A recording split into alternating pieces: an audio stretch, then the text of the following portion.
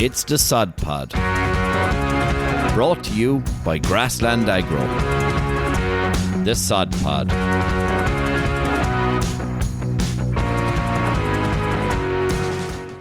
Hello, and welcome to the Sod Pod. This is episode 14. On this episode, John, Sean, and Steady Eddie Healy caught up.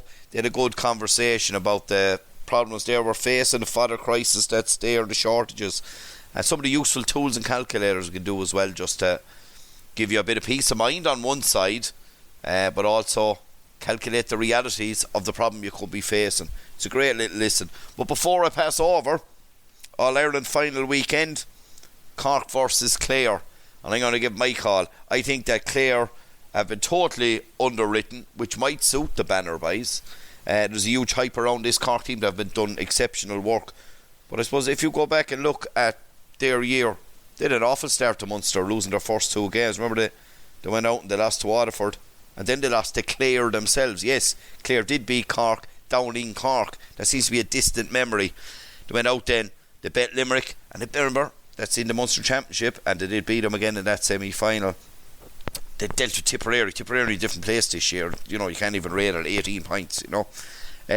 Offaly, Dublin, grand. Then went out and done an unbelievable performance again, Limerick, and their tails are up, the confidence is high. But what's going on? Why are we discounting Clare? They lost by 4 points to Limerick. As I said, they beat Cork, they beat Waterford, they beat Tipperary, they went into a Munster final losing that by 6 points. Quarter final, they wiped Wexford off the park, 12-point victory. And then they went out and dealt with Kilkenny, and no one likes to play Kilkenny. Let's call a spade a spade.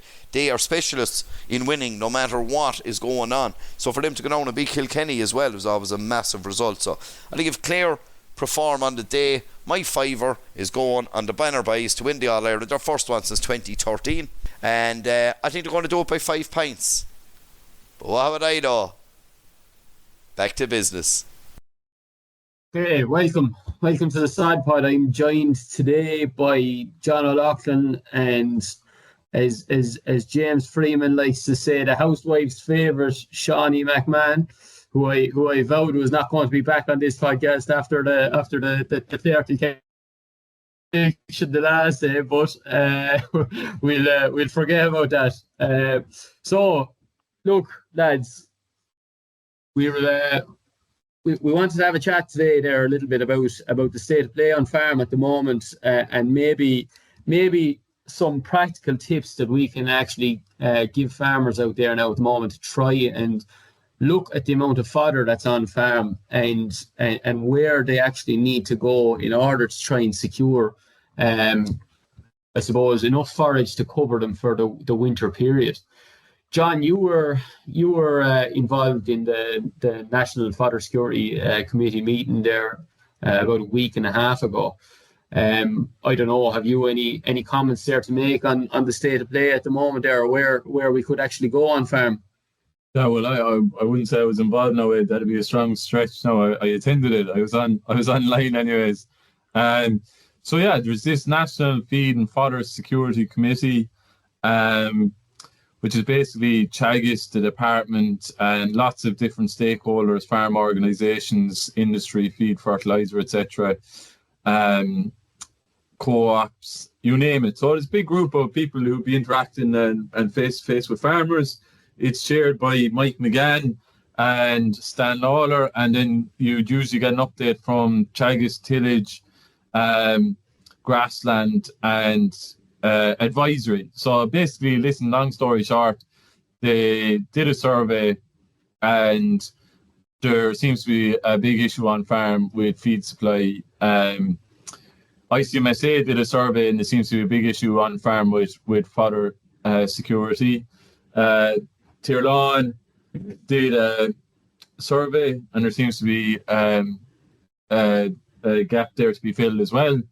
A lot of the other co-ops have done similar, and everyone's coming up with the same result, that there is a fodder deficit either on farm at the moment already, or there is one development. So I suppose that's very, very worrying. I suppose the actions that were pointed out what to do was, I suppose the biggest one was to maybe try and get up to date with nitrogen, PKS, lime ASAP to try and grow grass there over the next couple of months.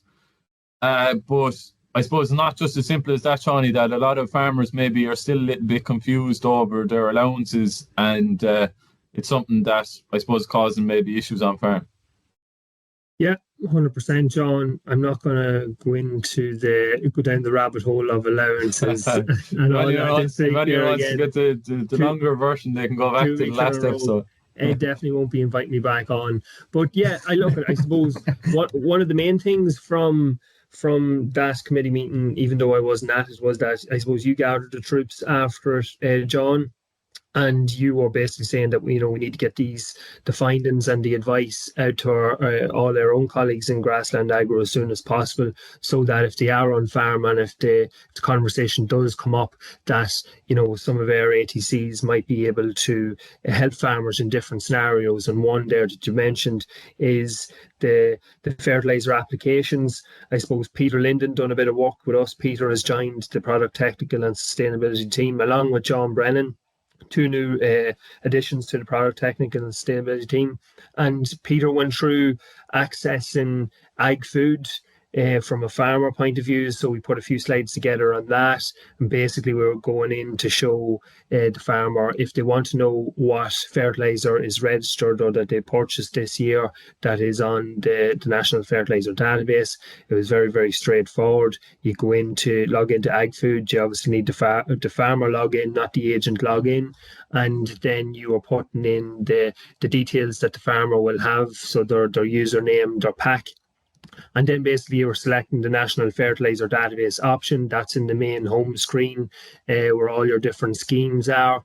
And from there, you were just clicking the options button, which is the three dots. You were going to the fertilizer received option. And there, that page then was all your transactions that was coming up. So you can see the product that you bought, the breakdown of it, what the quantity was, and then the transaction date and the submitted date is there. And I suppose the only thing that Peter was pointing out to us to watch out for in that report is that if you have bought fertilizer recently, it may not be showing on that yet. It may not be uploaded by the merchant or the co-op if it's in the last day or two. So whenever you're doing your calculations, basically what was your nitrogen allowance starting out, what have we bought? We're looking at this report to see what we bought or what we carried over from 2023 stock and what's left to spread. Just make sure that if there has been any purchases in the last couple of days, that you're taking them into account. Yeah, and look, like Sean went through on the last episode of the podcast.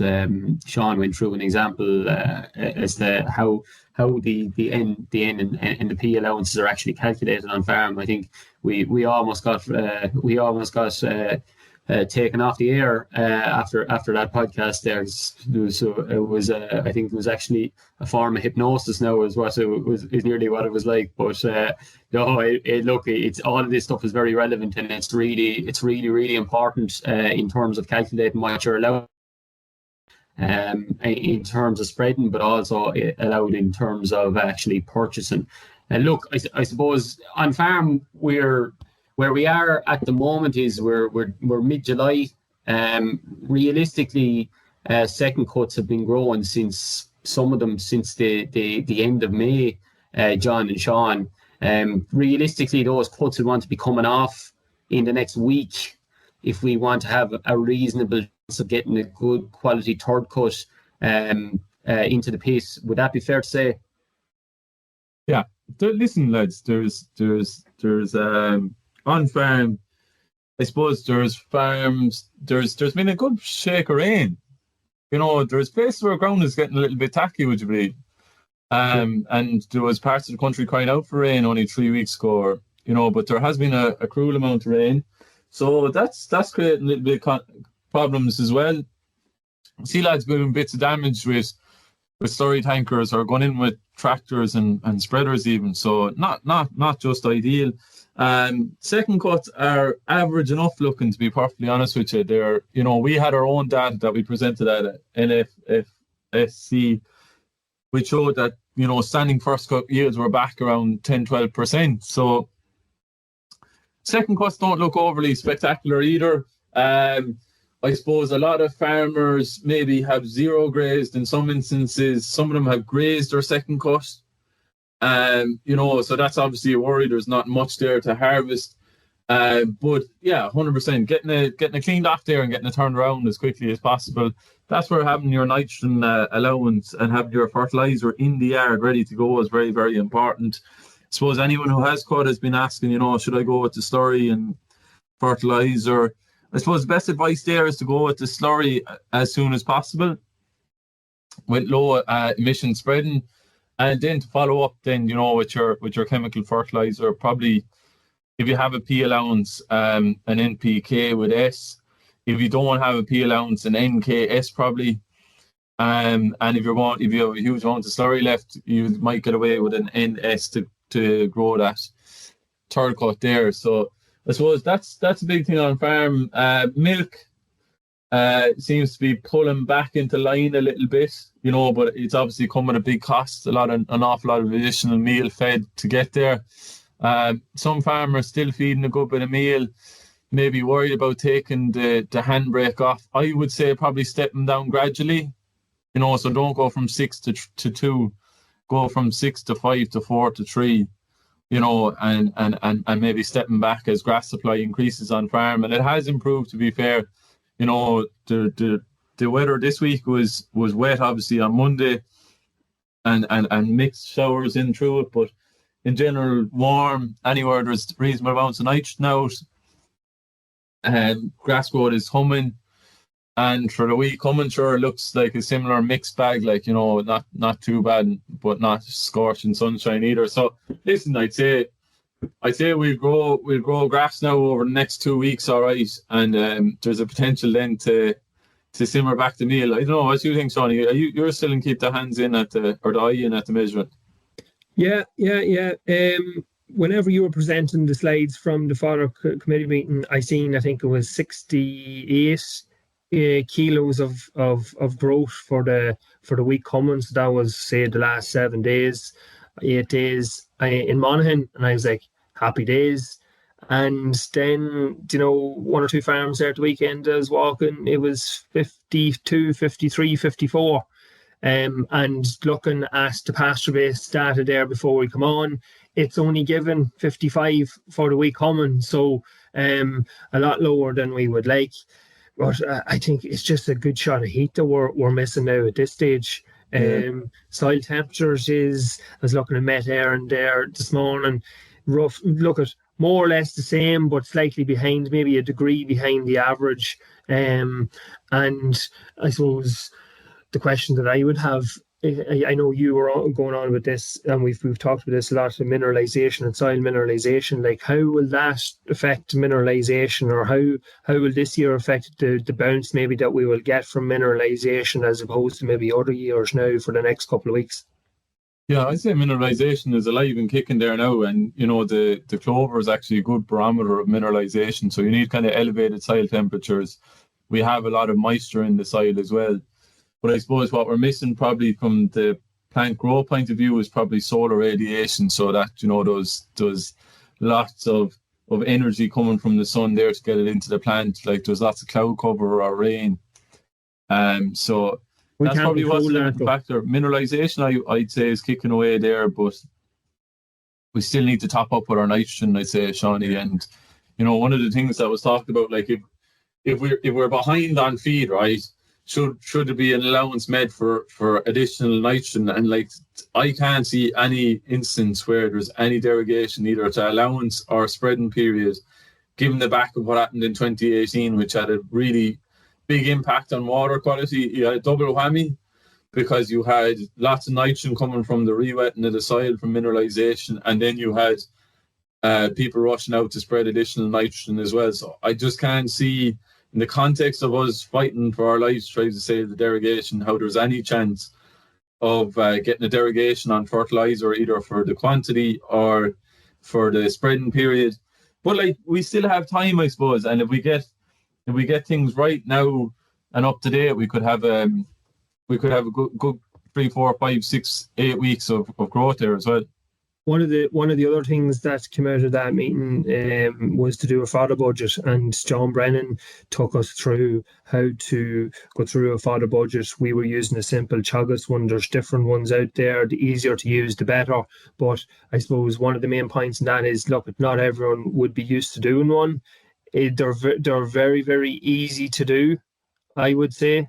That's maybe easy for me to say, that can get walk around a laptop easy enough, or a computer. But like, I suppose a nice figure for a farmer to know is that, you know, if they're able to put in their information, say you need another 150 bales, to be able to put a figure on it. The unknown, the later we go, the less we're gonna be able to do about it, and the later we go, it will probably cost us more as well. So it was just, for anyone that isn't used to doing one, very simply just type it into Google, Dr. Google. Great for a lot of things. Type it into Google, fill out the information, and a nice we figure like 150, 200 bales or whatever tons is required. It's good for a farmer to know that sooner rather than later, I would say.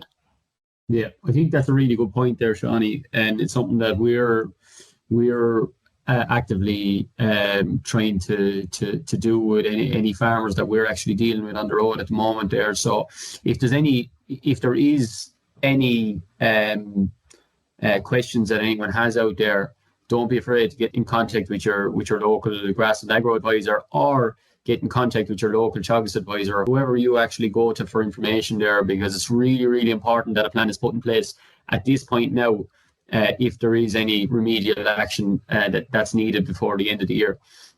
Put a link in the description there. We'll get Jim to throw it in so that anyone who's listening, and if they manage to find it to the side pod, they surely know how to work the calculator. And anyone who's listening maybe that doesn't, get in contact directly with our social media, and we'll do our level best to try and help, because it is very worrying. And you know, it kind of ties into, maybe we're down in Johnstown Castle, myself and Ed were down there yesterday, and like, that was a key thing. It was resilient and sustainable farming systems, farming for a better future. But the first board was really good. It was Karen Daly and Dave Wall, and they spend an awful lot of time focusing on the social sustainability and looking after yourself. And you know, especially when you're, you know, the stress that a fodder crisis will cause. I think the fodder crisis will be one like we've never seen before, because one of the things from the Teagasc survey was that there's no regional differences. Like, so normally to be one, the west of Ireland might come up trumps and save everyone else in the east because it was dry summer or whatever, but there just doesn't seem to be a surplus. Anyways, Ed, you were in the group behind me, Ed. Did you get that? Did you feel the same as about the social message as well? Yeah, look, in fairness, there was a big stress being put on, you know, minding yourself, minding your family, and minding the people around you. Like, really, I suppose what Karen and Dave were talking about was kind of changing weather patterns, you know, price volatility that's there the whole time, policy changes, all of these things that have been, I suppose, coming in a perfect storm this year, really, and it was all about how we measure things, because if we don't, we can't actually manage it. And look, there was some really, really important points there, and throughout the day, I think there was, Jesus, if I'm not mistaken, John, there was about 80 different stands at that, with absolutely everything you can imagine in terms of research that's going on at the moment there. But it all kept coming back to, you know, getting the basics right, nutrient management planning, looking at, you know, biodiversity, looking at different crops you could put in onto your farm, at measuring water or keeping water quality to the fore was really, really important. And I suppose probably one of the most important things that I took from the day is to start small, with no matter what you're doing, whether it's trying to implement a different type of fertilizer onto your farm or trying to implement a nutrient management plan. Start small, follow it through to the end. But there was some really, really good information there throughout the day, and I know myself and John weren't the only members of Grass and Agra that were there. There was a couple of other members of the product and marketing team at the event, but it was very well attended. And in fairness, now the weather was great. It really encouraged people to get out and have a look at what's going on there at the moment. Yeah, no, it was really good now, to be fair. And the soil health message rang through an awful lot. So well done to everyone in Johnstown. And I'm not sure if it's on every year or every second year, but it'd be definitely one to keep an eye out for. And there's another couple of events coming up there. I see the Journal have one as well. An open day as well. So we'll be away for that, celebrating in Cork. But at least you're being honest about it, John. Yeah, no, we're only going up for the 3 cheers. Cork have won. You've heard it here first. Cork have won. Cork have won. So, congratulations to Cork as well on their All-Ireland victory.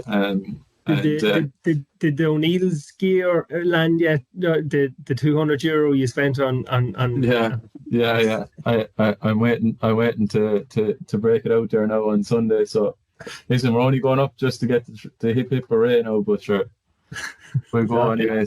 We'll go anyways. We will hopefully go. If anyone's listening and has a few tickets floating around, please do get in touch. We'll do a fodder budget for you, no bother. We mightn't be able to do anything about it, but please do get in touch. So, no, listen, it'd be really exciting now to see what way the game will go. It's very hard to call, very, very hard to call. But you have to make Cork favourites on a serious note. Like, the performance against Limerick was incredible. They're coming off a high. Our own semi-final was it was great to get over the line. We didn't probably perform as well as we could, but it was great to get over the line now, to be fair. So listen, we'll see what will happen. Look, best of luck to both teams on the weekend.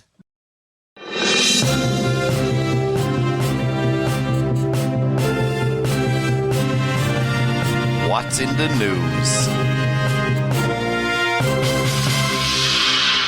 Okay, so for what's in the news today, I'd like to just bring to your attention a milestone. So the Grass 10 newsletter has celebrated its 300th edition. I'd like to bring in John O'Loughlin here now, who's heavily involved in the Grass 10 competition. Fair play, yeah. 300th edition. Joe and the team there, John and Niamh died after joining on to the team as well. So Niamh is just getting up and running there, and she's kind of covering the eastern side, and Joe was covering the west and John kind of the southwest. But yeah, 300 editions, like it's some, ourselves as from doing the Sad Pod, we do it once every 2 weeks, but the effort that it takes from all the team in Teagasc is massive. Some really good, information to the point, bullet point form, farmers telling their stories, accompanying videos, a huge thing to do. So like we were actually up in Grange and they got this 300 thing made up, and the minister, Charlie McConalogue, was there, and you see in the photo the bowl Joe Dunphy in beside him, and John Mack, who's the chairperson now. Frank O'Mara is in there as well, and Niamh then. So like there's and a couple of us that are paying money into the sponsor of the competition as well. So listen, massive milestone. The launch of the competition, they took all the photos and stuff like that at the same time. So just in case anyone thinks I only own one shirt and jacket combination, and I'm using them in rotation. They were taken all the same day. Not sure when that's going to be announced, but definitely something farmers could think about getting involved in. It's a good, rewarding process. Sean, you've done a bit of judging, and Ed, you'll be doing a bit going forward. But it's definitely a great thing to win and get involved in. Yeah, look, not even just to win the competition is brilliant, but it's a great learning experience, and it's a great way to actually pick up little bits and pieces there from the other people in the competition as well. So look, fair play for the work you're putting into it, Jared, John and Sean. Well, we're not doing much now, to be perfectly honest with you, Ed. It's the team, and we show up, myself and a couple of others, and Like even if you're looking at the notes, like they're echoing an awful lot of the same advice, K fertiliser on silage and grazing ground, and then for third cut silage, opportunity to apply K within. So, they're talking about 29-0-14, exactly what we were saying. If you have a P allowance, use it. If you don't, use an NKS or use slurry and go with an NS. So like, listen, it's all very similar, kind of tidbits of advice. It's all the same advice, I suppose, just through a different forum. And I asked Joe texted me during the week, and I was just saying fair play to you. And he's coming on again there to give us another update on how the grass season has fared out and just a general catch up. So we look forward to getting Joe back on again. A huge thanks there to John O'Loughlin, Sean McMahon and Steady Eddie Healy. We'll link to that fodder calculator there inside in the description of the podcast. Mind yourselves out there. Farm smart, farm safe. Hey, thanks for listening to the Sod Pod. We hope you enjoyed it. To find out more, head over to www.grasslandagro.ie or check out our social channels: Facebook, Twitter, Instagram, LinkedIn and YouTube. That's all for this episode. See you next time.